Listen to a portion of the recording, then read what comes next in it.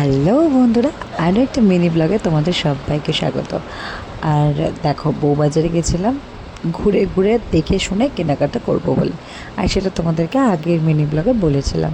তো এবার তোমরা অনেকে এটা ভাবতে পারো যে আমি হয়তো ভিডিও বা কন্টেন্টের জন্য হয়তো এরকম দোকানে দোকানে ঘুরে জুয়েলারি দেখে বা ভিডিও করে তোমাদেরকে দেখাচ্ছি।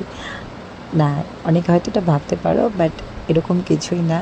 আর এখানেও কিন্তু খুব সুন্দর সুন্দর কালেকশন ছিল, দেখো, হেভি ওয়েটেরও ছিল, লাইট ওয়েটেরও ছিল।